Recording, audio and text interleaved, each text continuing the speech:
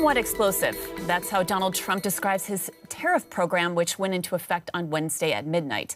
I'm Michelle Stockman, and it's Tariffs Part 2, the reaction that we're talking about on News Desk. And I'm Alex Forrest-Whiting. And Trump said explosive. Well, some of our users have got other descriptions as well. Another Trump debacle, says one. It's a slaughter, not a war, says another. And one other says, no, this is all just fair trade. You know, I love a metaphor, Alex. I love a simile. How about these? A week ago, the U.S. president came in like a wrecking ball, announcing steep and punitive tariffs that could demolish global trade as we know it. Or he's orchestrating what his administration describes as a drastic, overdue change to a rigged system. Today, those tariffs go into effect, and we're getting a sense of how countries around the world, big economies and small, intend to respond. If the U.S. disregards the interests of both countries and the international community and insists on engaging in a tariff war and trade war, China will fight to the end. I have a great relationship with President Xi. I hope it's going to stay that way. I have great respect for China, but they can't do this. We prefer to have a negotiated solution. The European Union's been very bad to us. They don't take our cars. We are preparing a potential list for retaliation and other measures for retaliation if this is necessary. I'm telling you, these countries are calling us up, kissing my ass. They are dying to make a deal. Please, please, sir, make a deal. I'll do anything. I'll do anything, sir. Alex, I'll do anything, I know, sir. That's quite something, isn't it? Quite something.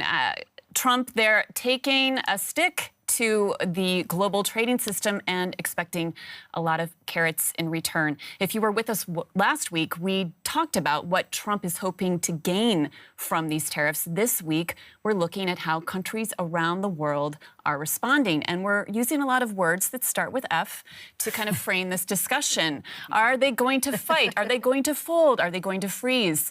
Perhaps finagle? Perhaps finesse? Are we going to see some new frenemies? Very nice, forming? Michelle. But yes. no swear words amongst those. No words that start with F. That's what we're discussing. Okay. We're going to talk about that. We also want to look at, after the dust settles and we find out how China is responding, how the EU is responding, how other smaller countries are responding, what is going to happen when the dust settles? Are we going to see a new form of a global trading system? Yeah, and we would really love to get your questions and your comments, of course, in the chat, so we can put them to our guests who will introduce to you very shortly. We have, of course, had some comments from our community post, so I'd just like to read some of those out. Aaron says, Trump lost his own trade war. No, he didn't, says Adam Riley. It's barely even begun. M. Coulter adds, most of these countries have already contacted him to negotiate lower tariffs. So is that your idea of a loss? Dave P. says, even though Trump, clearly displayed the greater tariffs that other countries have on the US, it's somehow Trump who's being unreasonable. To which Adaj replies, because the numbers displayed have nothing to do with the actual tariffs any of those countries charge on US goods. And he goes on, a powerful and formally respectable country is inflicting unilateral economic pain on all its trading partners and falsely claiming that it's their fault. It adds insult to injury. And that's certainly something that we can talk about a little bit later when we look at how those tariffs came into play. Julie Jordan finally says, I'm not sure I would pick an unneeded fight with a country of 1.4 billion people, referring to China, who have resources, technology, and generally take a 50-year plan into consideration. And Julie will definitely be discussing China a little bit later in this stream. So thanks, everyone, for those comments on the community post. Please put them in the chat. I can see some of you have already, and we will try to get to a lot of those a little bit later. Yeah, some great comments already, Alex. Thanks, everybody. Please keep them coming. Join our discussion. We'll be having some great guests today. First of all, we're going to have an expert on international economics and trade who is joining us from the German Marshall Fund, who also started her career in the U.S. Commerce Department. That's Penny Naz, who'll be joining us from Washington. And then we're also going to have Melissa Chan on the program, not here at the big table like she usually is. She actually is filling in as our correspondent in Taipei, so she'll be joining us from there. And we also have Cassandra Sant from DW Business. Now, some of you who were with us last week will remember Cassandra. That's why she's back this week, because she did such a good job just describing what tariffs are and how they work and what could come into play. Now we know what has come into play. We'll be hearing from you what it means, how it adds up, and thank you very much for that. Yeah, thanks for having me. My F word of the week is freak out, so I'm excited to talk more. Great. Okay, everybody keep track. Yeah, exactly. We need a tally at the end. Well, luckily we've got Pablo Follielius with us as well. He'll keep us up to date. Many of you will know him because he's often on news desk. A little secret that we learnt about Pablo this morning. Where am I going with this, Pablo? In his former life, he studied economics. Oh, dear. Oh, that's And great. that means he's our numbers guy, and that is dear. so great that you're here. What you don't know is how poorly I performed, but that's a story for another day. Yeah, and I'll be hot seat. keeping an eye on what's been happening over the past week. Fantastic. Okay, we'll come to you in just a minute, Sure. Pablo. We also have Dustin Hemmerlein with us. He'll be in the chat, making sure that he's addressing your comments, your concerns, and you've got something else for us, as you always do, Dustin. Exactly. Hi, everyone. Make sure to let me know your questions in the chat and everything else that you want to let us know. And I have a poll for you guys today. I see you're already voting. The poll is, should other countries negotiate with the US? The answer possibilities are yes, let's compromise. Yes, the US was right to raise tariffs. No, the negotiation shows weakness. And no, US tariffs are unfair. There's already a lot of votes in, more than 160. I wonder if we can crack, let's say 500 today. That's my goal. So, yeah, excited to hear from you guys. Thanks, Dustin. So a week ago, we were right around this table waiting to find out what would happen on Trump's so-called Liberation Day, when he announced a slew of tariffs that he planned to apply to U.S. trading partners around the world. And so we kind of want to see what's happened since then. Catch us up. So we've got Pablo Follielius here to do that for us. It's been an intense week since Liberation Day, as you mentioned there, so-called Liberation Day, when Donald Trump announced those tariffs, and he was out on in the Rose Garden in Washington, D.C., at the White House with that graph. We're seeing the images here now. There's that graph that we have seen played over and over again with the list of countries and the tariffs that the U.S. was going to be imposing on each individual country. Now, he imposed a 10% tariff on goods from most countries, but higher tariffs on what he called, quote, the worst offenders. Now, who were the worst offenders? The European Union. Here in the European Union, we are supposedly one of the worst offenders. 46% was also placed on Vietnam, 37% on Bangladesh. A lot of Asian countries, Southeast Asian countries, fared particularly bad in this list. 32% on Taiwan, 25% South Korea, all around that figure. And then there's one figure as well, which is not in Asia, but actually in Southern Africa, which I'll come to later on, but I wanted to mention it now, which is 50% on Lesotho, which is a small country in Southern Africa. And we'll be speaking about that a little bit later on. But one country that I haven't mentioned, of course, is China. And the tariffs on China have been interesting because they haven't just come in one sort of wave. They've happened in stages, we'll say, right? So there was a 20% tariff initially on China. Then there was another, 54%? It was up to 84%, the tariffs. And now they've retaliated in China. So they've actually placed also 84% tariffs on the United States in total. But now the US is up to 104% tariffs on China. So this is something that we'll be speaking about. I don't want to go into too many numbers right now because we'll lose people. But the question is, how were the tariffs calculated? And of course, everyone was asking that question when we saw that graph. How were they calculated? And I want to bring in a graph here. And actually, this might bring us all back to high school when this may have appeared in some way, shape or form if you were doing business studies or if you're doing higher maths. I was appalling at this, you may be shocked to know. And it's very difficult to understand, as you can imagine, but I'm going to break it down for everyone. So in the case of China, OK, I'm going to bring in the US trade in goods with China, and we're going to look at 2024, OK, in numbers, and I'll explain how everything was calculated. So here we have it. I'm just going to see if we can zoom in a little bit on this figure here, OK? So the US has a trade deficit with China of around $295 billion in 2024. Just to remind everyone, a trade deficit is basically when a country buys or imports more products from other countries than it sells to them, OK? So that's just a little bit of a reminder. Now, that figure was then divided by Chinese exports to the United States. This figure here, that's no, I'm getting it confused. That figure was divided by Chinese exports to the United States. Excuse me, this is 438 billion. So this figure here was then divided by Chinese exports to the US, which is 438.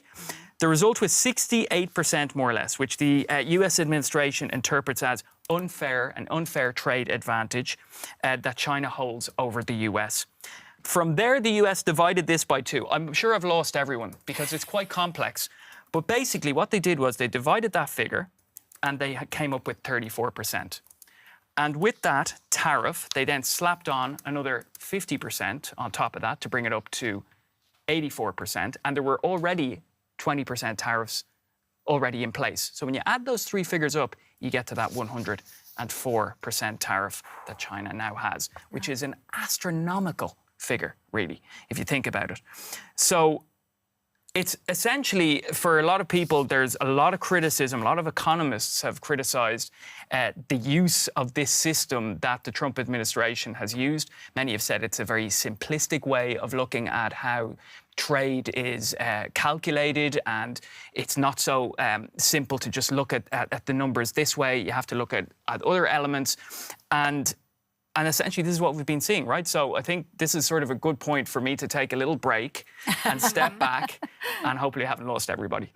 I mean, certainly you're helping us understand why economists are scratching their heads at the direction the Trump administration is taking. Cassandra, there's also been a reaction on the markets. Can you walk us through that? Yeah, this is where my freak out word of the week comes from, because it's really not been good. Some of these losses, depending on which index you're looking at, are being compared to other really big global incidents. I'm talking about COVID-19 shutdowns, 9/11, the financial crisis.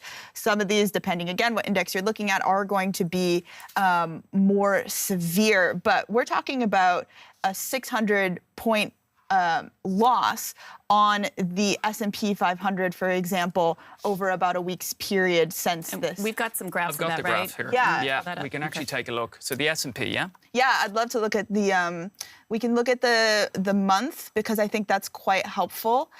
Because looking at since April 2nd specifically, you're seeing an over 600-point loss since then. And I was thinking back to a conversation we had recently talking about Tesla, for example. Like, okay, has the S&P maybe just lost what it gained, this kind of inflation that happened after the Trump election? No, it was about a 200-point increase after President Trump was reelected in November of 2024, and a 600-point loss in the week since the Liberation Day announcement. So the air has completely gone out of that balloon, out of many other balloons. These indexes are not looking good right now. It's an understatement, but those are the facts. Yeah, I mean, if I'm sitting near retirement in the U.S., I am really biting my fingernails about what's happening. It's not just the U.S., though, is it? It's affected people with particularly pension funds across the globe, because so many people were invested in the U.S. Taiwan, for example, on Thursday and Friday actually had public holidays. And so the first time that their index was opening was on Monday after these announcements were made. And they had the biggest one-day loss in history on the Taiwanese stock index there. So this is affecting people around the world. Absolutely. I mean, I was looking at the figures here. It is what you were saying. From April 2nd, it just sort of like nosedives. Off a cliff. Off a cliff. I mean, pretty impressive numbers to see there. What's been interesting to me, of course, is the response, all right? Because it's been a week. It's been, I was thinking of the right word, varied, okay? I'm gonna be nice, okay? I'm not gonna use an F word. And China, as I mentioned before, So it slapped an extra 34% duty on US imports and now an additional 50%. So that's now 84%. That's how they've retaliated. The EU is set to announce levies. We saw it a little bit before there. They're meeting in Brussels. They're meeting in Brussels, right so now. we'll see, because there are differences within the European Union. I won't go into too much detail here. It has tariffs of 20% on its goods right now. Then there are differences in how countries are approaching it. Japan, South Korea, who have pretty hefty tariffs now in place. The UK, not so much. They have 10% tariffs lower. They're trying to negotiate with the United States. Thailand and Taiwan also have hefty tariffs, much like Japan and South Korea. They've offered concessions. So we're seeing there how countries are approaching this. And also some countries are kind of sitting back, looking at how things are panning out for other countries and then maybe using that as a way of approaching. Or other countries are saying, no, we should get in there quickly first and negotiate first, because then we'll get a better deal. So once again, it's coming down to each individual country.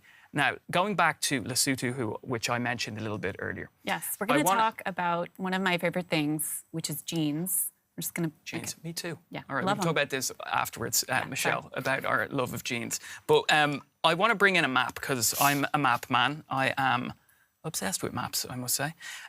Here we go. Here's Lesotho down here, completely surrounded by South Africa. It's a pretty small little kingdom, pretty impoverished. It's focused on a couple of small-ish industries. It has garment factories which produce jeans, as Wranglers. you mentioned there. Yep. Correct. American Levi's jeans. and Wrangler, Americans wear. jeans. The US is its second largest trading partner after South Africa. South Africa, of course, it makes sense. It surrounds Lesotho.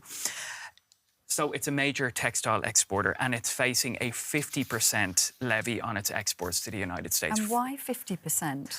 Well, because once again, we're going back to this equation that we saw before. It's to do with the trade deficit. So it's not taking in other factors at play, that this could absolutely devastate a country like Lesotho. In fact, it would have a serious impact. Just some figures here. DW spoke to the trade minister. We're going to hear from him in a sec. But just to give you some numbers, he said there are a total of 11 factories that supply the American market. And of those companies, they employ 12,000 people, which represents about 42%, so almost half of the total employment in the textile industry in this country. Wow. Now, if you've got a 50% tariff, let's be quite frank here, a lot of companies will shut up shop and they'll go elsewhere where it's cheaper to produce. And those 12,000 people will be out of a job. So unless they focus their attention on shifting, but it's not so quick, you can't do that. You can't just be like, oh, OK, right, we're going to open another factory and employ those people. That takes time. So the impact on a country like Lesotho would be profound, to say the least. I think it would be interesting, actually, to hear from that trade minister who I said spoke to DW. So let's take a listen. First thing that we have to do, that we're going to do quite quickly, is to visit Washington and meet with the relevant authorities, the executive there, and we have to show them our case and make a case for Lesotho to be given its rightful tariff. So that was Mokheti Shalile. He's Lesotho's trade minister who's speaking to DW. So you can see there, going back to how countries have reacted to these tariffs, he's going to get on a plane and he's going to go to Washington and try and negotiate a deal. And essentially, you know, much like when, you know, if we go back to the, I don't want to bring in the Apprentice days, but it is a little bit like that. It's like when Donald Trump was heading his TV show, it was people would come in and they would have to basically sell their product to him. In this case, it's countries coming in and much like, you know, on the show saying, hey, look, let's do business. Yeah. Do business with me. It makes sense.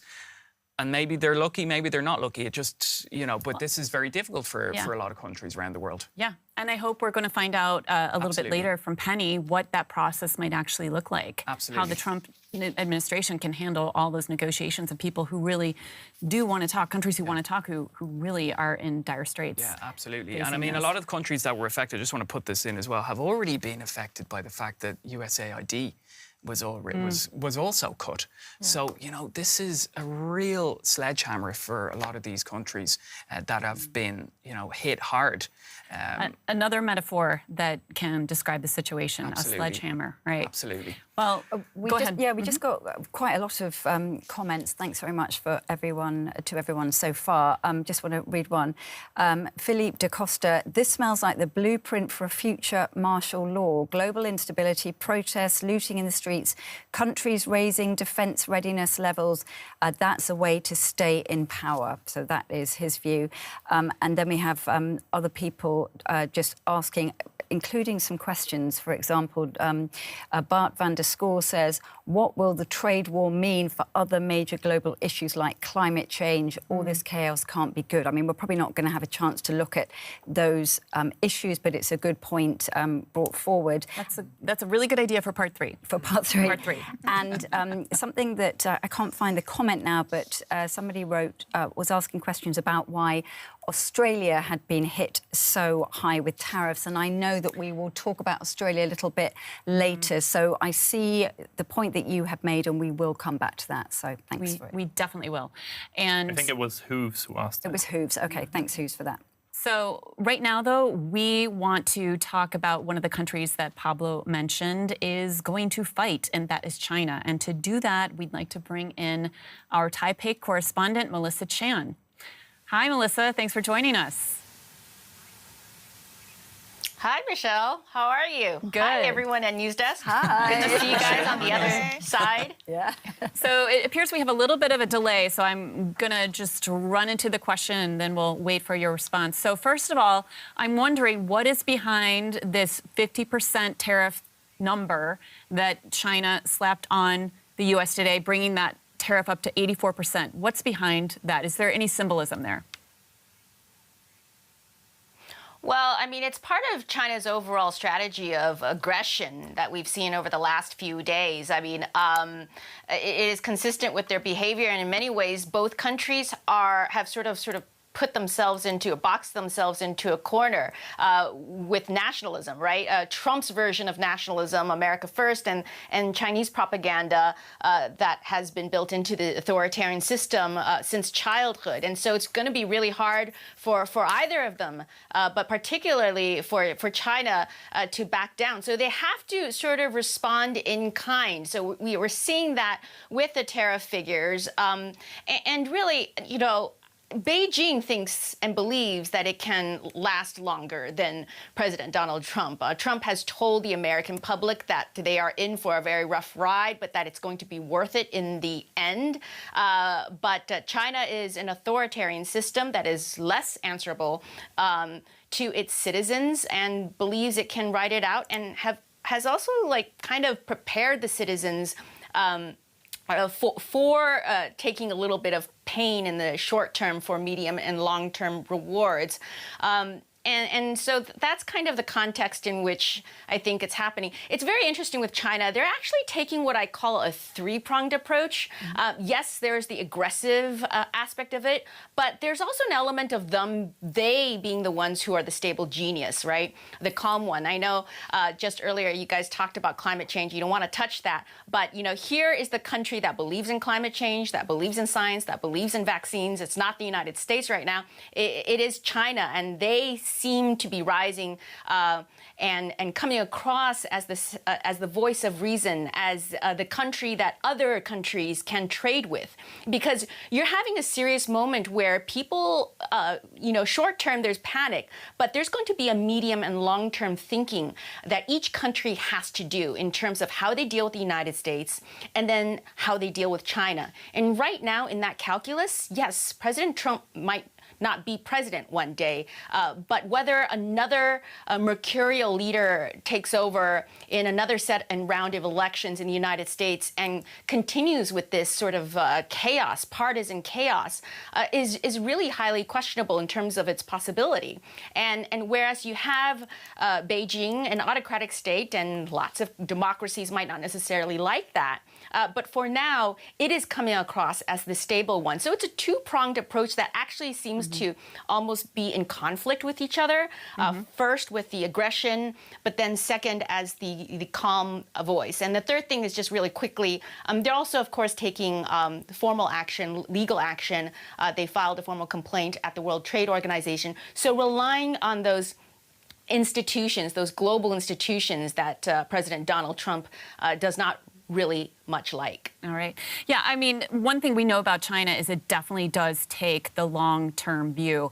But I feel like we're seeing two buffalo kind of square off against each other, like digging their hooves into the dirt, getting ready to lock horns. And I know there's nothing that Donald Trump loves more than kind of a verbal tussle. We know he kind of is doing that right now, likes to provoke. He just said on Truth Social before China put in this extra 50% tariff, he wrote, China also wants to make a deal badly, but they don't know how to get started. And, you know, China has come out. It's got bureaucrats that have come and spoken at the Ministry of Foreign Affairs who basically responded and said, we don't see any willingness by the U.S. to have a serious dialogue. And China will, as always, fight to the end. So, Melissa, what does fight to the end mean? And does China feel like it can win? Well, I mean, I don't think it helps that the Vice President of the United States, J.D. Vance, called Chinese peasants. It's really hard for Beijing to then call up President Trump and say, well, let's just start negotiations. So, you know, President Trump is saying that, you know, he feels that Beijing wants to get out of this spiral, but then other elements and aspects of the U.S. government is not exactly making it easy.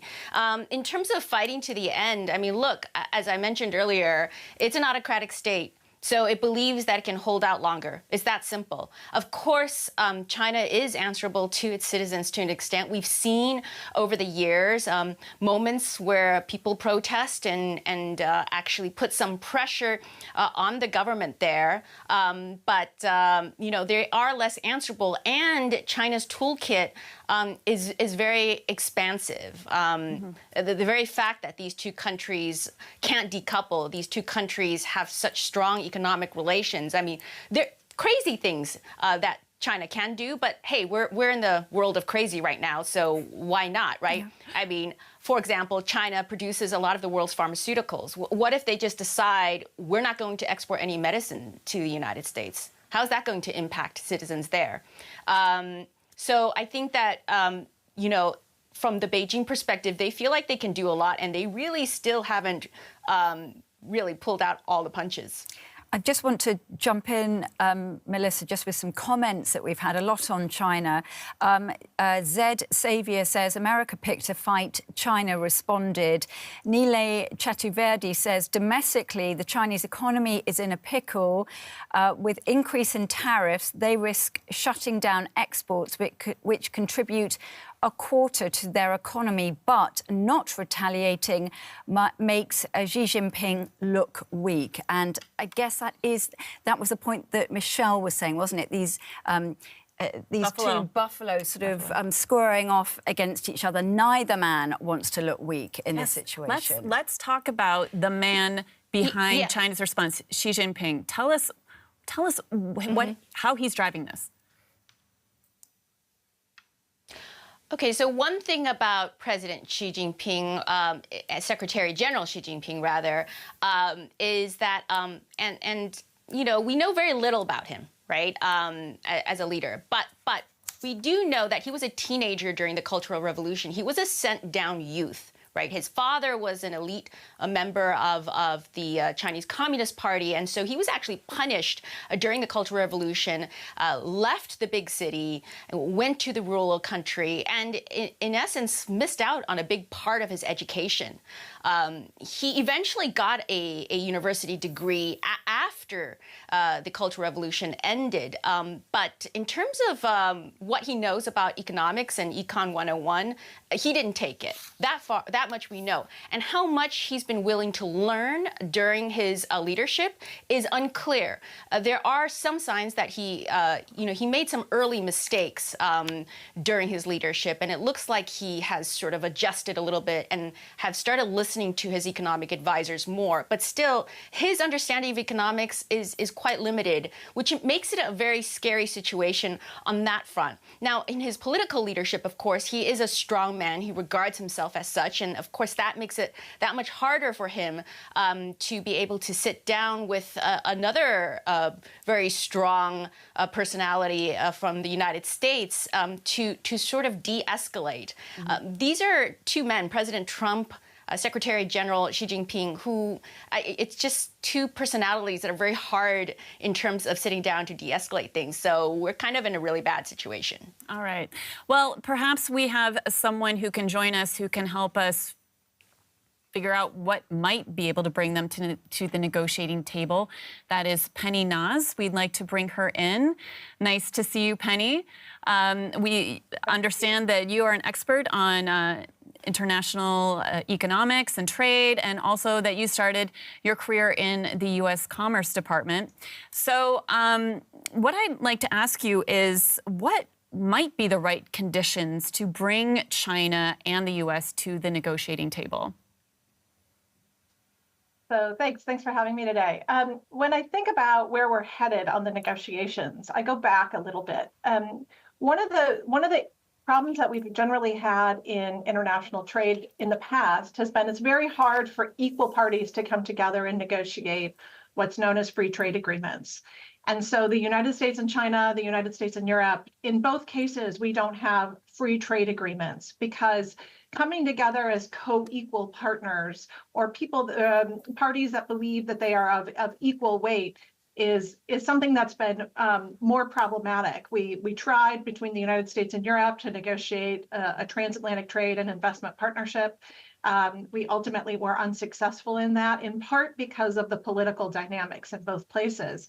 So when it comes to what might bring the United States and China to the table, I think that is still relatively unclear. Going back to what you guys were talking about in the previous segment, the U.S. is in part looking for China to in some sense, bend a knee and come to the negotiating table. And China, I don't think, is willing and prepared to do that. So it's going to need to be, the situation may have to continue on for a few more cycles before we start to see cracks that bring the parties to the table. And some of those ramifications will start today with the tariffs that are coming into effect. Right. Well, I know the EU is pushing for these two sides to come together. We've heard Ursula von der Leyen say we need negotiations, but I think you're right. I think we need some cracks to show. Melissa, talking about cracks, we had a user mention that China's economy, the growth is shrinking. It was around 14% in 2007. Now it's down to around 5%. So how much pain, or what kind of pain, is China willing to go through until it is ready to negotiate, if it wants to negotiate? Well, you know, I've been reporting on China for almost 2 decades at this point, and there are always people looking at the Chinese economy saying it's going to crash any minute. Things are indeed dire. I mean, unemployment, especially among youth, is very high. But you know, depending on how you look at things, this is a government and a single party that has stayed in power despite doing absolutely extreme things, such as the Cultural Revolution, the Great Famine that caused the deaths of tens of millions of people, and still that did not topple this government. So when it comes to betting against the Chinese Communist Party, it's a very risky bet, I would say. And of course, Beijing certainly doesn't want to be in a situation where it's complete chaos and Chinese people are out on the streets and they're that angry to be pushed that far in terms of their limits. But look, this is a really bad situation. If you were to likely ask a lot of people in Beijing, they probably would not have preferred this situation. They would not have wanted it, even though in many ways the United States is being globally weakened in a way that many analysts are saying is permanent, right? It can't ever be fixed, even with the departure of President Donald Trump. Nevertheless, China flourishes and relies on an international system that is stable. It benefits from that. And the fact that we are in this situation, I think, is not ideal for them. They're just, at this point, managing it. And, of course, seeing the little bits of opportunity where they can, of course, take an advantage against the United States in this great power competition. But I think that if they had their own choice, they would not want this to be playing out right now. Okay. I've got a question for you, Penny, that one of our users has put in the chat. How does the new tariff regime give the US new tools for fighting Chinese sanction evasion by moving operations to other countries, particularly in AI chips, considering Cambodia, Vietnam, etc.? Because this is something that... I think that's one... Yeah, sorry, please. No, I think that's one of the great questions that comes out of this, is that the tariff regime proposed last week by the U.S. administration undercuts a lot of other aspects of what had been, or that many had thought had been, U.S. policy with regards to the China Plus One strategy, helping in pushing for countries to find alternative sources of supply, particularly after the COVID supply chain issues that we had. And it's very difficult to understand why some of these tariffs that went into effect did. I think in part it goes back to the negotiations that the administration may want to begin with. The administration has put out contradictory and sometimes difficult to follow reasons for why they've proceeded with tariffs. But one thing you know for certain is that it's going to be easier to negotiate deals with smaller countries who are heavily dependent on the United States. I don't know what they may buy. I don't know how we will rebalance that. There may be other factors that I assume the administration will want to look at from a more of an asymmetric response from these countries. But negotiating something with Vietnam is going to be a lot easier than negotiating something with China. And I think that's the same with a lot of others. So when the president last night was talking about all these countries that are coming and want to have a deal and want to make a deal, it's going to be the smaller ones, some of those places where there may be an opportunity to move and have them be first movers, and to help maybe clarify some of the reasons behind why we're doing the tariffs the way we are. All right. Thanks, Penny. I mean, can I just weigh in a little bit? Yeah, go ahead, Melissa. Yeah, I was just going to add to what Penny points out, is that this is just underscores the thinking of President Donald Trump. He thinks so bilaterally, okay? And let's just say two countries, one country negotiates with the United States and they come to an agreement. It's not as if the problems for that country, whether it's Vietnam or Indonesia, is solved. They're part of the global economy, and the whole global economy is on a downturn as a result of this, because they're not going to negotiate these bilateral deals overnight. There's dozens of countries that they need to contend with, and that's something that I think that the President of the United States fails to understand, and I think is very frustrating for a lot of countries. I mean, Vietnam, they know exactly what's going to happen. I mean, let's just say they do cut a deal. I mean, they still rely on Chinese investments. They're going to get a lot less of that as a result. Yeah, that's exactly what I wanted to talk about, kind of moving into another word that starts with F, the countries that want to finesse what's happening. And Penny, I would love to hear from you. You know, the Trump administration has said there are 70+ countries that are ready and willing to come and do these negotiations. So what will that look like? How is the Trump administration going to handle all of these bilateral negotiations? Yeah, so I think it's going to be a complicated exercise. We've seen at the moment there is a backlog of countries that have wanted to, and frankly have been talking with the administration, trying to arrange a deal. The UK has been talking to the administration for at least a good month since Steinmeier's visit to the White House. You've seen the senior ministers over here trying to knock it out. The UK would be one that I think will be an early mover. It's still not done though, because there are still sticky issues that they need to work through on agriculture standards and tech standards. and VAT taxation, which they think is a trade barrier. So there's still a lot of that going on. India is another one. India has been trying for a little while to negotiate something.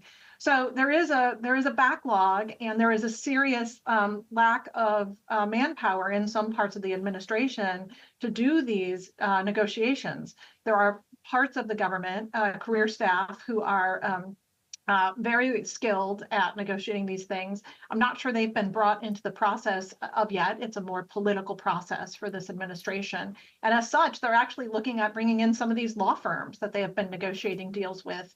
As you may have seen, they've negotiated with a few law firms to provide pro bono assistance to the administration on issues of importance to them.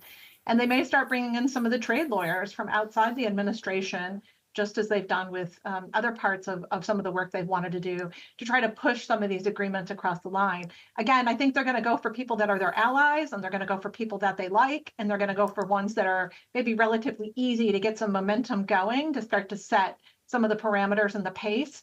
But that's going to leave the more complicated parties and potentially the more significant ones for later. Wow. So that sounds to me like a lot of how the Trump administration responded to COVID, kind of the people they drafted in to do procurement who had no experience in that. So I'm sure these lawyers are very smart people, but might not have long-term relationships or deep knowledge in these countries. So that sounds like a very interesting ad hoc response that we'll have to see how that plays out. Okay, Penny, another question for you. I love to do a zoom out, or perhaps this is more of a zoom in. I'd love to know about the people that are around the decision makers. So can you tell us more about the economic team that Trump has assembled for his second administration, the people that are steering him towards tariffs? We've got trade advisor Peter Navarro. We'll talk about him in just a second. But first, I want to talk about Jameson Greer. He's Trump's top negotiator, top trade negotiator. So he'd be kind of the one who's facing these negotiations. And he did appear in Congress. Let's listen to an exchange between him and Democratic Senator Mark Warner, who was asking about the rationale behind these tariffs, especially focusing on very close U.S. allies like Australia. So, Paul, who's in the back, can you please play this exchange in front of Congress for us? Australia got hit with a 10% tariff as well. Senator, Australia has the lowest rate available under the new program. They ban imports of American beef. Ambassador, excuse me. There is a trade. We already have a free trade agreement. We have a trade surplus. So getting the least bad, why did they get whacked in the first place? We're addressing the $1.2 trillion deficit, the largest in human history that President Biden left us with. We should be running up the score in Australia. Ambassador Greer, answer the question on Australia. We have a trade surplus with Australia. We have a free trade agreement. Why? They are an incredibly important national security partner. Why were they whacked with a tariff? Senator, despite the agreement, they ban our beef, they ban our pork. They're getting ready to impose measures on our digital companies. With your Greek letter formula, the fact that we have a trade surplus. We have a global tariff on everyone. We're trying to address the $1.2 trillion deficit that Biden left us with. I think that answer, sir, you're a much smarter person than that answer. Okay. Oh, that is feisty, isn't it? And I just want to say, I know you want to respond to this, but this is the question that Hooves had put in the chat earlier, asking exactly this. Great. Why Australia? So, yeah. Penny, can you answer that? Why Australia? So I think you have to go back to the campaign. And in the campaign, President Trump promised a 60% tariff on China and a minimum of a 10%. At times it went up to 20%. Global tariff on everybody else. And so in some sense, what we're seeing here is that he is following through on that. They've added this extra sprinkle on the top with regards to the reciprocal tariffs that are now going to be coming out today. Those tariffs that have been calculated using what looks very sophisticated, but is actually a very simple formula. And Jameson, I think, largely, given his legal background, has been trying to ensure that what the administration is doing in his role and responsibility as USTR is still within the legal parameters that we have in our international trading system. So the 10% on Australia, I think it goes back to this point during the campaign about having a 10% border measure in place on every country and every import that's coming into the United States to help level the playing field in their minds with regards to manufacturing. And a lot of that goes back to the fact that in the United States, we do not have a VAT consumption tax regime. We have a different tax regime for goods that come into our country. And while 177 other countries around the world have VAT regimes, there's a conflating that's going on around all of this in the discussions. But what they're trying to do, I think, is to think about implementing something that looks a little bit more like a 10% consumption tax on all imports coming in, which will help them with rebalancing the incentives in the U.S. economy with regards to manufacturing. So I don't think it's necessarily picking on Australia. What it is it's just looking at the world at large and looking at how do you put in place the right structure moving forward in their mind with regards to manufacturing incentives. Okay. I know I had to figure out VAT when I moved to Europe. That was a new thing for me as an American. Value added tax, yeah, for anyone who doesn't know what that stands for. I do want to go back, though, to tariffs and the people who have Donald Trump's ear, people like Peter Navarro. How is he influencing Trump and towards these tariffs? Can you tell us more about that influence? Sure. So I think first off, you have to start with Trump himself. If you go back to watching some of his old interviews, which I have from the 1980s, 1990s, you'll hear almost the exact same language that he used at his press conference at the White House last week. He has had almost identical views. Back in the 80s, it was primarily focused on Japan, but it was almost using the exact same terminology about how the United States is getting ripped off, how there's all of the language that he was using last week. What you do is when you put Peter Navarro in there, I think Peter Navarro and Donald Trump are kind of two peas in a pod. Peter Navarro has very strong views on this that are largely aligned with President Trump's. And I think that he's complimenting the president in terms of providing some economic background and intellectual thought behind what are the president's instincts with regards to trade. And so I think he's there, I think, more kind of encouraging what's going on and providing grounding for the president in some of his views in a way that wasn't there in Trump 1.0. Okay. I think it's only right and fair, though, to say that this idea of tariffs and this idea of a trade imbalance with China being very bad as something that didn't arise with the Republicans, right? We know that 30 years ago, this was identified as a problem by the Democrats. So actually, I'd like to play a soundbite of a very prominent Democrat bringing this to the attention of the American president. So we are exporting not low-tech jobs and textile jobs. We're exporting our technology. Now, if you take a country the size of China with the very cheap, and in some instances, slave labor, the lack of market access, the rip-off of our intellectual property, the transfer of technology, a country that is not willing to play by the rules in any respect in this trade relationship, you have a serious threat not only to our relationship, but to the industrialized world. And if there's one message that I want our colleagues to understand today and our constituents is that on this day, your member of Congress could have drawn the line to say to the President of the United States, do something about this U.S.-China trade relationship that is a job loser for the United States. So, Penny, what's your reaction to that? Has the U.S. been too soft on China for far too long? And can tariffs really bring back jobs to the U.S.? So I'm probably old enough to actually remember when Nancy Pelosi was making those statements and was involved in some of those conversations with back in the 90s with her. So look, I think that there is a lot that is going on that has to do with the rise of China. And but again, I think part of the international trade dimension is really also playing into a U.S. domestic political dimension. when you think about what's going on with trade agreements are avenues to open up and expose your economy to competition, which both encourages innovation as well as making your economies much more efficient. That's why you do free trade agreements. That's why the United States has pursued a policy of more open trade since the end of World War II. Now, you need to make sure that you have safeguards. And while tariffs are a tax, when you bring a good into your country and you tariff it, you are taxing it upon importation. But they do have a purpose. And every country generally, with maybe a few exceptions, continues to have tariffs to protect either certain domestic industries that they want to maintain for political or security reasons, or otherwise. And you do use tariffs when you have surges.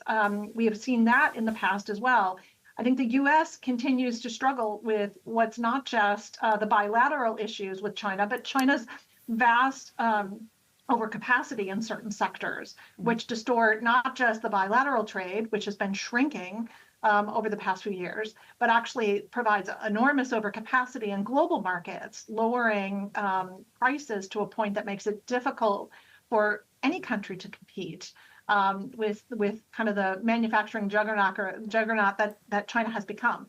So, but again, at the same time, you need to set alongside of what has happened on international trade. You need to set alongside of that domestic programs and domestic incentives. And I think what we've seen is that has not been, and when trade bills have passed in the United States, the accompanying domestic packages that would have helped with skilling, training, trade adjustment, other things that would take place as part of the dislocation or as part of the adjustments that would take place after the trade agreement was passed, never advanced. They were not passed and approved by Congress nor signed by presidents. And so what you ended up with was the trade liberalizing component coming in, but not necessarily the domestic investments that were needed to ensure that countries remained as competitive as possible. Okay. Once you brought in some of those aspects. Right. So just like the human body, good nutrition, feeding the United States, providing good nutrition for the domestic economy is the way to go to maintain health. And tariffs, you would argue, are something to use surgically.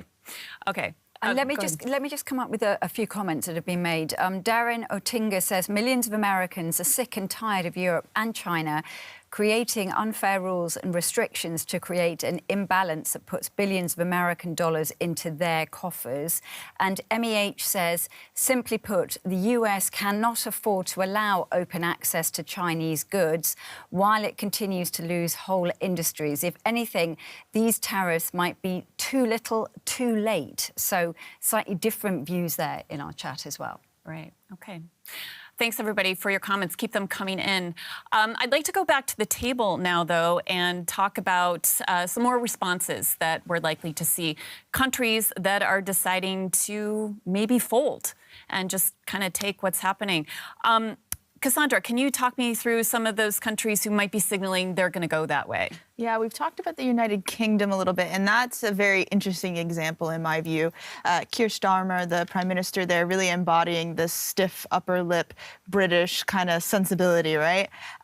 He has said that the UK is not going to be pressured into acting too quickly, for example, and the United Kingdom has been exploring trade deals with India. That's been a few years in the work. And he's also said that the UK is going to be, but this is something we've heard a lot since Brexit, going to be exploring trade deals with the European Union as well. So I wouldn't say that's a fold necessarily yet. I think there's a very strong poker face happening at the moment, but there could be a fold down the line because his relationship with President Trump is a little bit weird. Anyone who watched that press avail that they had earlier this year, that was a very strange dynamic. Where he gave the invitation from the King, King Charles, inviting him to the UK. I mean, it's difficult for the UK, isn't it? Because they're obviously no longer in the EU. They're playing this balancing act.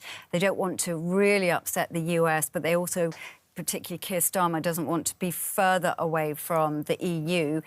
Donald Trump hates the EU, it appears. So for Britain, for the UK, playing a very, very difficult balancing role, it seems, at the moment. It's how do you not put all your eggs in one basket? The United Kingdom now is in a much different place, like you said, than it was prior to Brexit. So how does it diversify, but kind of keep all these big countries and big economies happy at the same time? I don't envy them, I'll say that. Yeah, no me. All right. I think it's time now to take a minute to do a chat check with Dustin, see how people are feeling about the discussion in the chat. Yeah, I'm seeing lots of different camps in the chat, and I think it's nice that you guys are discussing all of this and discussing amongst each other. Just try to be polite. If I had to summarize it, I would say one kind of big response in the chat is that a lot of people think the US should be somehow punished for this. Somehow the US or the Trump government should suffer. Another kind of camp says, well, we have to deal with it now. Those tariffs are here now, so we need to negotiate. We can't just keep it as is and suffer for nothing. And there's kind of the third camp, in my view. Two American camps of the Americans in the chat, or what I perceive as the Americans. Of course, I have no way to check if you guys are actually based in the US or not. There's some that are basically saying Trump is here now, we have to deal with it. But he will not get another term. And there's other people, of course, supporting Trump and saying no, these tariffs are here for a reason. I remember one comment that kind of said, we didn't do well with trade before, so we should be doing something, and that we might do as well this. And I wanted to highlight one comment. Let me just look it up. From a regular Devos who said, please don't say America, this is Trump. Of course, sometimes we might, in a turn of phrase, say America. We do mean the Trump government if we are referring to American policies, of course. But it's an important reminder. We should not be confusing the two. It's not that all Americans have the same opinion. It's a big country, of course. That's kind of it. I think that's it from me. Can I jump in just there? Because, Melissa, there's been a question that Matthew asked you, which is how ordinary Taiwanese citizens are responding to Trump's tariffs. Is there a feeling on the streets there that this is going to majorly affect them? That's a great question, and there's a lot of anxiety in Taiwan and, frankly, around the world, right? Taiwan is particularly an interesting case because it's so vulnerable. America is essentially Taiwan's security guarantor, so it's not as if Taipei can decide to take an aggressive posture in response to the tariffs that's been slapped on it. And the Taiwanese president has said immediately that he was not going to retaliate, number one. And number two, he offered to talk to the United States to create a zero tariff deal. Whether President Trump would pay attention is another thing. He has shown historic aversion to Taiwan, accusing it falsely of creating the semiconductor industry there and stealing American technology to produce that. And of course, the Americans have also, speaking of Americans, but I should say, due to DeVos's comment, President Trump has said that TSMC, the Taiwanese semiconductor maker, better start building factories in the United States. They already have, by the way, but more of it, or else he would slap 100% tariffs on those chips.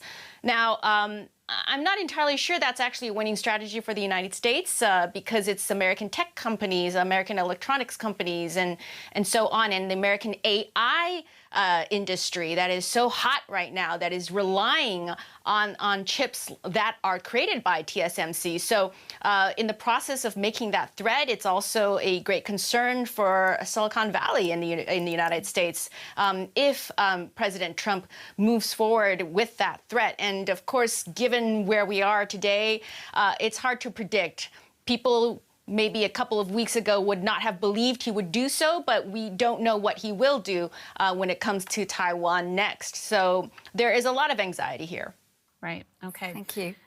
Yeah, and just picking up on what you were saying, Melissa, just about some of the companies. I mean, of course, it's had a major impact on some of America's largest companies, such as Apple, because, of course, Apple has been using some of these other countries around, not just China, but Vietnam and others, to make their iPhones and other tech gadgets and then bring them back to the US. So they're now majorly impacted by what Donald Trump has done. Yeah. Yeah, and you know what? That just reminds me, we haven't talked about the elephant in the room, maybe? Elon Musk. Elon Musk has factories in China. We are definitely going to talk about him. And Beijing. Oh, okay. All right, great. I mean, because like Beijing can really turn the screws on Tesla, and that is leverage that they do have that they have not fully used yet. And I'd be very curious to see what happens in the coming weeks or even in the coming days, given how quickly things are developing on that front. But yeah, absolutely. I mean, countries in the Southeast Asian region are impacted by all of this. I was actually in China as a reporter based there at the time when I started noticing that a lot of the factories in China were starting to move to Southeast Asia precisely because the U.S. government was starting to notice that there were unfair trade practices, they said, and that they wanted to sort of resolve some of the issues. Labor costs in China was also going up. And so you had a lot of American and multinational companies starting to move their manufacturing to Southeast Asia, in Vietnam, in Indonesia. But actually, interestingly enough, some Chinese companies as well moving their factories from domestically in China to Southeast Asia. So there is a connection between those places, which means that, you know, it's a very delicate dance for that region of the world in terms of how they engage with the Americans. They can't quite piss off either China or the United States. They're almost serving as a bridge in terms of where they sit on the supply chain. And that's why you're seeing a kind of muted response. They're acting very diplomatically at the moment. All right. And Melissa, we definitely want to talk more about Elon Musk too, because this tariff could affect him these tariffs could affect him in other ways too, right here in the EU. We definitely need to talk about what's going on here, right? Whether the EU is going to fight or fold. And right now, there are ambassadors in Brussels about to announce what kind of countermeasures the EU is deciding on in response to Trump's tariffs. So, Cassandra, we've got a block of 27 countries. So set the scene for us. What kind of divisions existed in them going towards making this decision? Well, the European Union kind of notoriously moves a lot slower than maybe other countries, right? So actually the counter tariffs we're seeing that should be announced officially at any point now are in response to the tariffs that went into effect on March 12th. So it's not even these ones. No, it's not even these ones. This is moving very, very slowly. And so what we've seen in some of the reporting so far is actually the goods that would be under tariff by the European Union, that amount has gone down. It was previously reported to be worth about 26 billion euros worth of goods. Now it looks like we're looking at about 21 billion euros worth of goods. And one of the things that really stuck out at me was soybeans, because that was a really big target of the Chinese tariffs, because the U.S. is one of the world's top producers and exporters of soybeans previously. That used to go to China. A lot of soybeans went to China, but they also go to the European Union, actually. So now American soybean producers are going to be hit particularly hard by not only Chinese tariffs on these products, but also European Union tariffs on these products. So that was interesting to me because I think it shows how surgical the European Union is trying to be with some of these tariffs. For example, also, they completely saved my weekend because they didn't put any tariffs on wine and bourbon anymore. That used to be part of the tariffs, but now that's out. But soybeans, there are lots of really specifics that the European Union has gone on. And when you look at the map, Politico actually did quite a good job don't have the link in front of me, but they did a quite good job of analyzing where these products produce, like what states in the United States are going to be hit. And the vast majority of them are red states. Basically, there are these pressure points that are trying to be applied by the European Union to get these businesses, potentially get these voters to put pressure on their representatives and potentially put pressure on the Trump administration.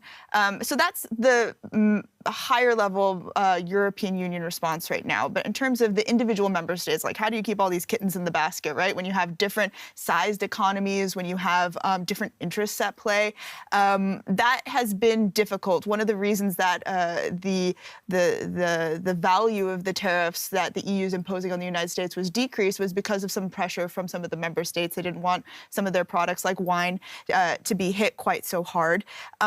So this has been interesting to see these negotiations so far, and when the final list is revealed, I think that's going to be quite revealing, and what's going to be even more revealing is whether some of these even actually go into effect, because they will go into effect over waves. One wave will hit next week, another in May, and another in December, and the December deadline was to make a few different member states happy. I believe one of them was Greece, because they didn't want to anger the U.S. too much, but this December third wave implementation is kind of a little bit of a negotiating fig leaf, right, to see if they can't get something in return from the United States in the coming months. We've just got a message here from Juice Now that's just come in. It says EU response, : and then it's blank.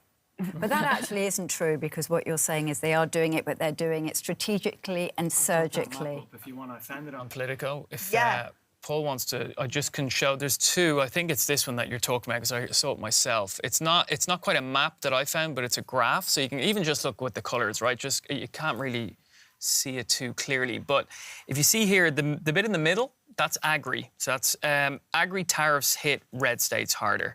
And all products, 49% voted for Harris, 51% voted for Trump. Agri products is a huge difference. 39% voted for Harris and 61% voted for Trump. So that's there. And then if we go down a little bit, I can actually show you this, which is, let me see if I can zoom in a little bit. I'm terrible with this computer, so apologies. But basically, this is what you were saying here. This is soybeans. Yep. The top one there is soybeans. So there's a huge difference. Yeah. The red states are the ones which are hit hardest. When you metaphorically zoom in even more, I'm going to reveal maybe too much about myself right now, and I really went down a rabbit hole with Wisconsin earlier. I don't know why, but I got a little bit hyper-focused on it. And they're a massive manufacturing state in the Midwest in the United States. And they're also a really big agriculture state. They have nearly 354,000 people employed in agriculture and 460,000 employed in manufacturing. And they're expected to be hit really, really hard. They had just about $893 million worth of soybean exports outside of the United States. That's how much they're sending outside the United States in 2022. That was according to the U.S. Trade Representative. So when you zoom in and you start to see how surgical these are, I don't know if the ... from the EU is really fair. They just have a really different style from President Trump, who is going to come out and say, we're bringing the hammer down, or, sometimes with a literal sword, what was he, with the cake at the inauguration, where the EU might be a little bit nerdier, a little bit more surgical. Yeah. Whether or not it will be the same amount of pain, we'll have to wait and see. Right. There is someone who has Trump's ear, though, who is worried, and that is Elon Musk. He was speaking to, Italy's right-wing Lega Party that was hosted by the deputy Italian Premier Matteo Salvini, and he was talking about what he hopes is the outcome of EU deliberations. So can we play that? Let's take a listen. I'm hopeful, for example, with the tariffs, that at the end of the day, I hope it is agreed that both Europe and the United States should move, ideally, in my view, to a zero tariff situation, effectively creating a free trade zone between Europe and North America. So why is Musk dissenting there? What could the EU do that could possibly hurt him? We have seen Musk kind of start to signal and outright say that maybe not all of these tariffs were such a good idea. He's gotten into a bit of a public spat, even with Peter Navarro, about this recently. But something, and again, I know the EU moves very slowly. We're just getting these response tariffs to the old news of the old tariffs just now. But the European Union, there now is some reporting that they could start to talk talk about a services tax or a services tariff, specifically targeting American tech companies. I was looking at, again, another report from Politico that said while the European Union has a trade surplus of 157 billion euros, it actually runs, in goods, it runs a deficit when we're talking about services. And these would be digital services, big tech companies like Apple, Microsoft, Amazon, Google, Meta. That deficit is 109 billion euros. So the power is really in the other direction when we're talking about services. So I think that's the pressure that we're starting to hear from the likes of Musk. And yeah.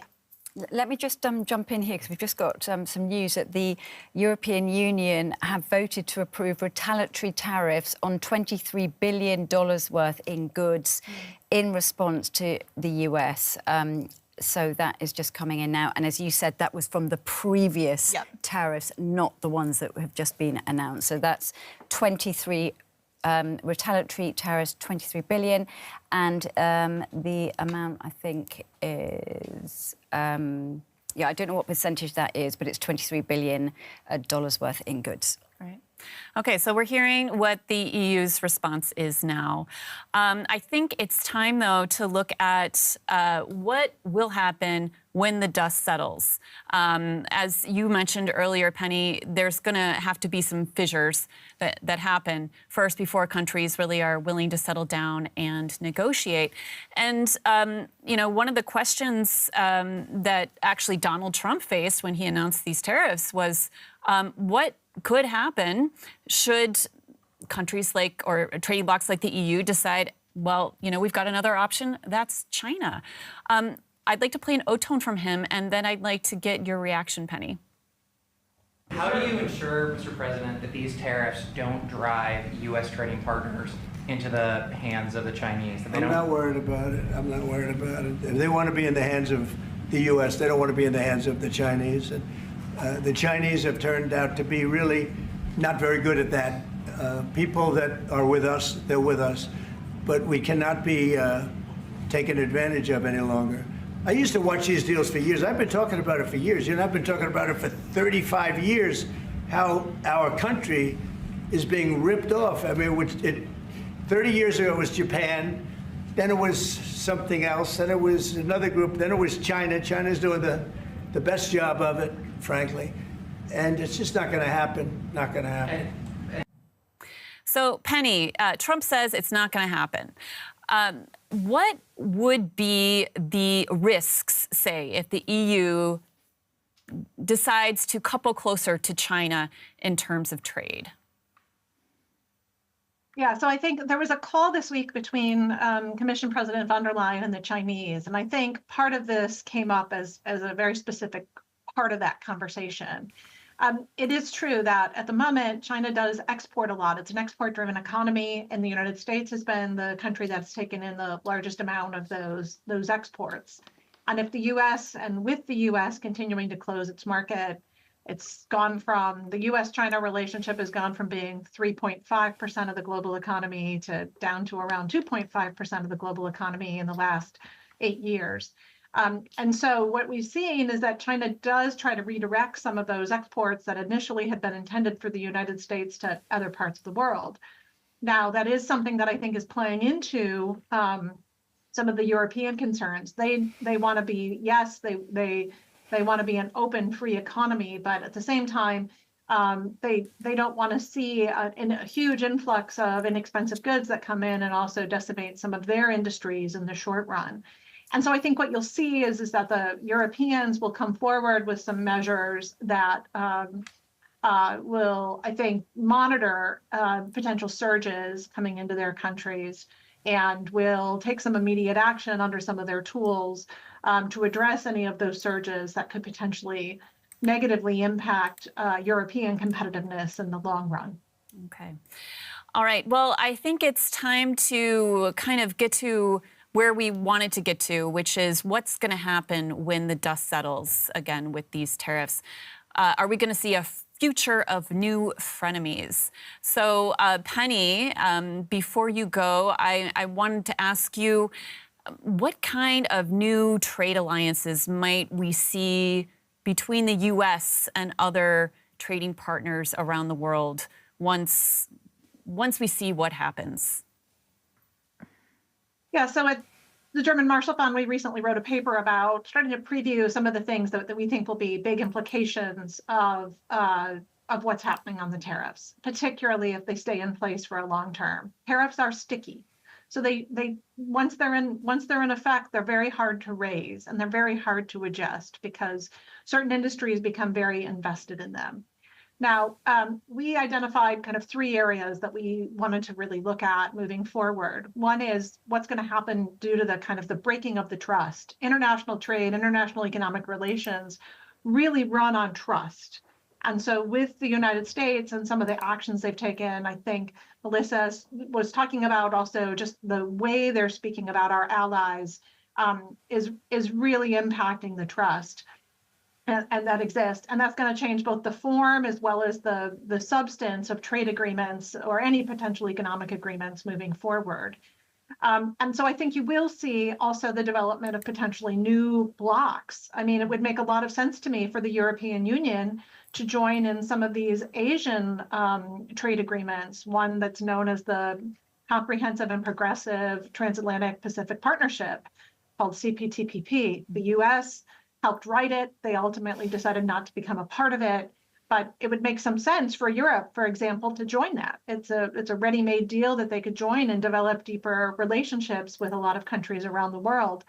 I think the other thing you're going to see is the need for radical reforms if it continues to exist at the World Trade Organization. A lot of the trade in the world, including US trade, runs on WTO rules. Getting rid of that would be even more disruptive than what we're seeing with the tariffs today. But there are reforms that need to be made to the international trading system, in part because of an inability to really deal with the kind of circumstances we see coming out of economies like China that are not necessarily driven by market factors. And as a result, I think you would see potentially some very big changes there. And then the final thing that I would go to is the services. And I think there's been a reference to what's going on in the global service economy. The US is dominated in that. But if you took the same format that they use to calculate the tariffs on goods in the United States, and if countries around the world took that same formulation and applied it on US services, you would see similar levels of reciprocal tariffs around the world against the United States based on the surplus that the United States has due to technology, legal services, accounting services, tourism, you name it, a lot of different services. So we're really in this, exercise that the United States has started, only really talking about half the economy. And services is a much more important part of the economy. It's 80% of employment in the United States. And I suspect that's something that's going to need to go through also, and that's why Elon Musk is talking about it. That's also going to get wrapped into this, but in a way that is used back at the United States. And it's going to be, I think, another area that's going to go through some radical transformation over the coming year. All right, Penny, Naz, thank you so much for joining us today. Feel free to stay on the line, but I am going to go over to Melissa now. Melissa, what do you see from where you're sitting in Asia as some new frenemies we might see in that neck of the woods? Well, it might be wishful thinking on Beijing's part, but definitely Beijing, Tokyo, and Seoul representatives from those 3 governments have met in the last few weeks to talk about the economy as a first step. And in Chinese state media, you saw the tantalizing possibility of the resurrection of trilateral free trade agreement talks. I don't know how serious that is from the South Korean and Japanese side, but it's very clear from the Chinese that that is something that they are interested in pursuing, and they see an opportunity to do so. And that is actually really quite incredible if you think about the Biden administration and what it managed to do in East Asia. Getting the South Koreans and the Japanese to sit across the table from each other was an incredible accomplishment. This was the trilateral even 2 years ago, right? The trilateral of the United States, South Korea, and Japan, with South Korea and Japan willing to talk to each other because of their mutual concern about the China threat. But now we have a situation where potentially South Korea and Japan are going to sit down with each other again in another trilateral with China this time because they see the United States as problematic. Who knows what the future holds, but that is definitely something that is in the cards. All right. Thank you so much, Melissa Chan, joining us from Taipei. And then we're just going to round out the discussion going to Cassandra here. Will you please be our Cassandra for the EU? Yeah, but everyone has to believe me this time, not like before. In terms of the EU, I'm very interested to see if there are going to be stronger trade relations between the EU and China moving forward. Previously, there has been, across many European Union governments, this idea of, there were a few different buzzwords, decoupling, China +1, lots of different strategies to try to not just rely on China for different goods, especially those of strategic importance, right? So I'm going to be interested to see if we aren't going to see more of a pivot towards China, if you can't count on the United States to potentially deliver some of the goods that you want. For example, since the full-scale Russian invasion of Ukraine, there's been a lot of liquefied natural gas coming from the United States into the European Union. If you can't rely on the U.S. to deliver those on time, fairly, consistently, why wouldn't you turn to potentially other partnerships around the globe? So those are going to be my predictions as the Cassandra on the panel. All right, thank you so much. And just a few, a lot of comments, which I'm sorry I haven't been able to get to all of them. Zed Saviour says, destroying our this is from the US, destroying our service industry for manufacturing jobs that lower the standard of living. That is Trump's end goal. That's what they think. Pierre McLean says, talking about the EU is a huge market, so is China and Canada. Is a large US customer. In other words, we have leverage.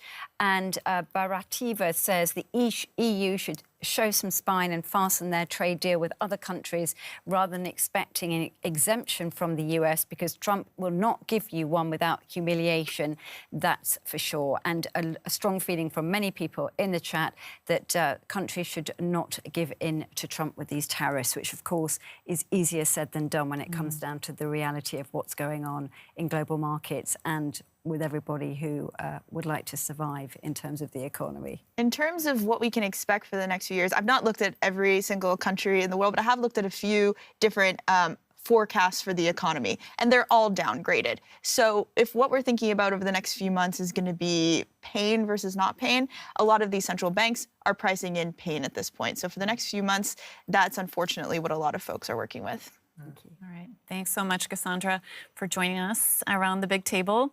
We do want to find out from Dustin what the results of the poll are. Yes, we did have more than 1,090 votes. So thank you guys a lot for all of these. The results are, so the question we asked is, should other countries negotiate with the US? And answer possibility number one was, yes, let's compromise, with 17% of the votes. Then yes, the US was right to raise tariffs, only 8%, that's the smallest value. Then we have no negotiation shows weakness, 20% say that. And then the winner of this poll, no US tariffs are unfair, more than 50%, 56% is the exact number of people say, no, the US tariffs are just unfair. Yeah. Speaks to our probably very international audience, I'm assuming. Right, right, thank you. Everybody, thank you so much for joining the discussion today. You always make it richer with your comments. I myself want to go back and rewatch and read with the live comments so I can see what I missed in the chat. It was really lively today. Thanks to all of you, Pablo, Cassandra, Alex, and Dustin. And we will be back, of course, next week. You'll find out what topic we're talking about around about 24 hours beforehand. It'll be on our community tab on the DW YouTube page. So do hopefully join us next week. So we'd love to see you. Bye-bye. That's right. Bye-bye.